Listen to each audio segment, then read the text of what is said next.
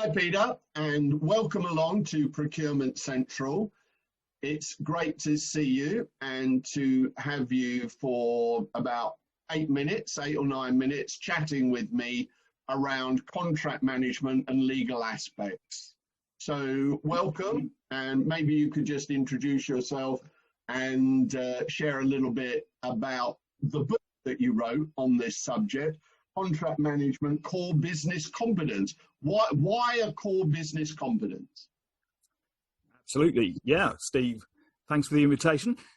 Yeah, all organisations, I think we would agree, and it doesn't matter whether they're private sector or public sector, to a greater or lesser extent, we all depend upon third parties. We're all selling. We're in the business of buying and selling. So no man is an island. This idea that no organisation is an island. So for all organisations, whether they're selling, whether they're buying, and most are actually doing both of those things at the same time, dealing with third parties through legal contracts is a core skill, a core thing that they have to do. Our question is always, how much training do we get in this area?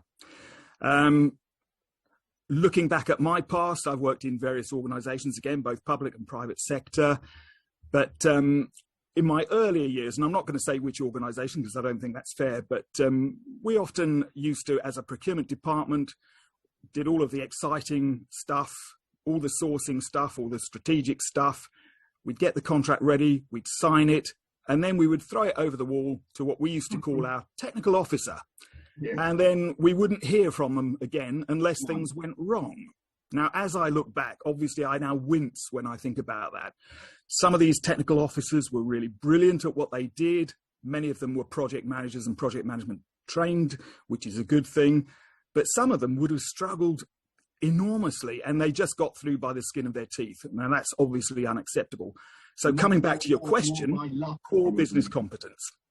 Yeah. When you wrote the book, the tagline was a core business competence, and I wonder if that's a little bit of a pointed reference to the fact, as you've just alluded, that in your opinion, it's not a core business competence. We don't see it quite in the way that we should as a professional function with the right skills, as you've just, as I say, alluded to. So a core business competence is what we need to have to avoid mistakes happening. So what would you say is the reason for some of the mistakes? Very good question. I think historically, many organizations, again, particularly perhaps public sector, but stretches obviously into the private sector as well, would perhaps have taken a very contractual approach to these things. So simply seeing contract management as being the province of the lawyers. So if anything goes wrong, we'll haul in the lawyers and there'll be a punch up. And obviously in the UK, I think this is also true in the States, there is this slightly combative attitude and the idea that if things go wrong, we will reach into the fine print and we will have a tussle and whoever's strongest will win. And that because of that sort of nuclear option, everybody will play the game as they ought to. Well, the real world isn't like that. And I think the real world, especially today, is that increasingly we recognise that we need to have collaborative style relationships with our suppliers, as we would with our customers. We need to be aiming to hit the right sort of targets commercially with our opposite numbers. So I think from a senior management point of view, and this is probably still true, that many senior managers will just see this as being an incidental. But no, I would argue very strongly that actually managing these relationships on a day-to-day basis and keeping the end view in view all of the time is absolutely essential. And only in that way do we actually achieve what we want to achieve. And I guess you made the point there that lots of large companies will have a legal department. And I was talking to somebody recently and they said just that, oh, that's the domain of the lawyers or the legal team.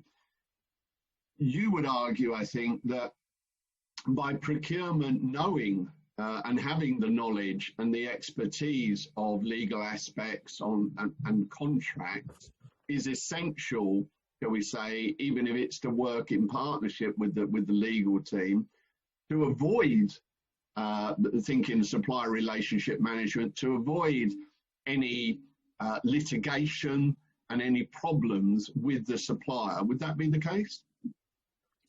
Yeah, obviously, internal legal, as indeed external, actually, legal advisors. They're part of the core team. They're a resource to be used. I think the danger is perhaps that many client organisations will just push the problem across to the lawyers and possibly involve the lawyers far too late. So the lawyers don't feel a part of the team. Yeah.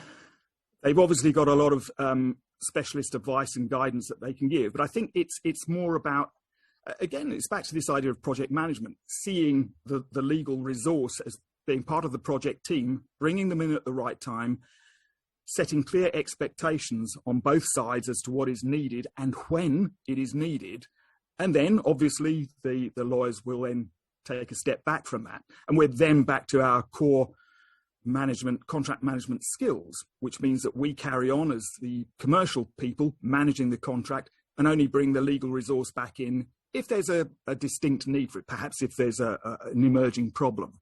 Yeah, I guess the more procurement know that you know, don't just ignore it, don't just cut yourself off and assume that the legal team are going to, I don't know, manage the contract, which they're clearly not.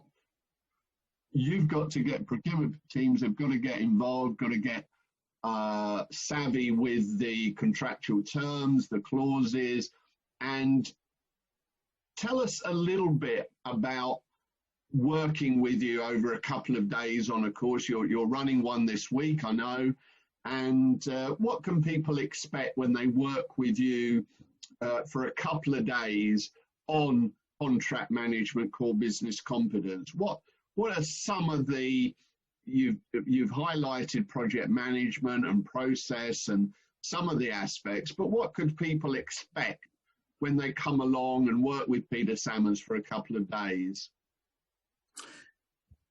One thing I think that's always important is that especially procurement people get a grip on the basic legal elements. So what we don't want to do is to inadvertently fall into a contract that we weren't ready for, that we hadn't planned for, or to get into a contract that we hadn't really thought through all of the issues. So the idea, again, that we're just planning ahead. But in terms of, what we will go through in terms of the courses that we offer, it is very much to make the connection between the wider corporate team and the commercial process. So we talk quite a lot about stakeholder engagement and stakeholder management, making sure that the organisation knows what it is that it wants to achieve, and that we actually proactively get out there amongst the business and talk to the right people, get their input, get their buy-in.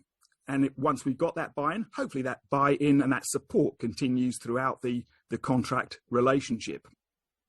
Okay, yes. That sounds very comprehensive. So the courses are available from Procurement Central, from our website. Peter, it's been fabulous talking to you.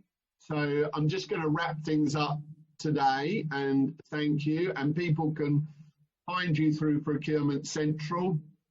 They can buy your books. I think they're on Amazon. But they can contact us and we can sell them a copy. So I'm going to wrap it up today. And thank you, Steve, for your time, and look forward to talking to you again at some stage. Okay, thanks again, Steve.